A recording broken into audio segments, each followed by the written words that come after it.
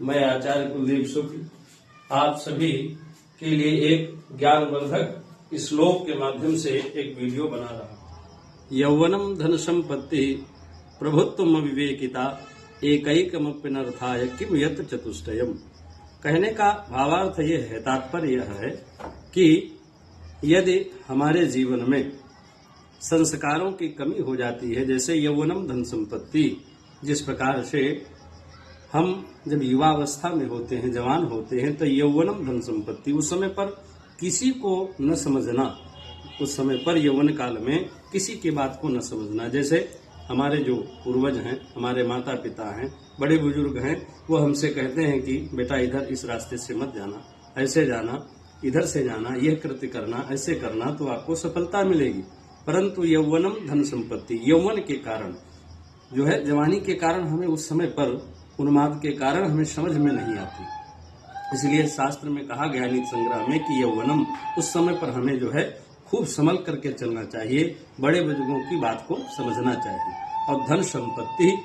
जिस प्रकार जैसे कहीं धन संपत्ति का खूब एकाएक हमें लाभ हो जाए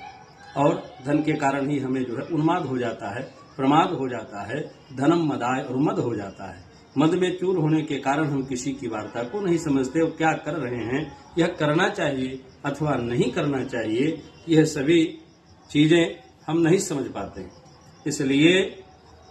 यौवनम धन संपत्ति प्रभुत्व में एकिता, यदि भगवान की कृपा हो जाए, ऐसा मिल जाए, अथवा कहीं अधिकार मिल जाए, कोई जैसे किसी पोस्ट पर हो गए अथवा कहीं पर कोई हमें विशेष अधिकार मिला, उस समय पर उस अधिकार को पा करके एकाएक जो है हम जो है बौरा जाना, व्याकुल हो जाए और न समझ पाए, उस समय पर किसी को कैसे क्या करना, अधिकार का कैसे पालन करना है, उसको न कर पावे। ये हो गए तीन प्रकार के, यौवनम धन संपत्ति प्रभुत्वम विवेकिता एकैकमप्यनर्थाय किम यत् चतुष्टयम्। इस प्रकार से जो यह चार चीजों का वर्णन है,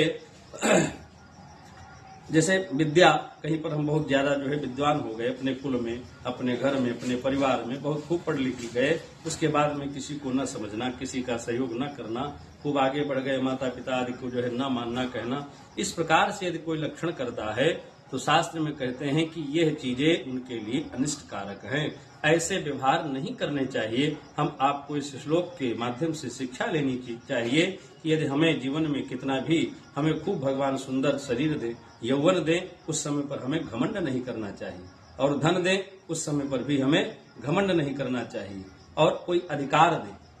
कहीं पर कोई पद दे दे, उस समय पर भी हमें बिल्कुल सौम्य स्वभाव होकर के, विद्या ददाति विनयम, विनय के रूप में, विनोद के रूप में होकर के, बहुत ही पात्र के रूप में बन करके उस अधिकार को जो है चलाना चाहिए। और अगर विद्या, बहुत विद्या वारिद हो गए, खूब विद्वान हो गए, उस समय पर उस विद्या का भी सदुपयोग करना चाहिए। अच्छे अच्छे लोगों को शिक्षा दे करके, मूर्ख लोगों को शिक्षा दे करके उनको रास्ता देना चाहिए। इस प्रकार से अपने उस अधिकार का कार्य करना चाहिए। जय श्री सीताराम।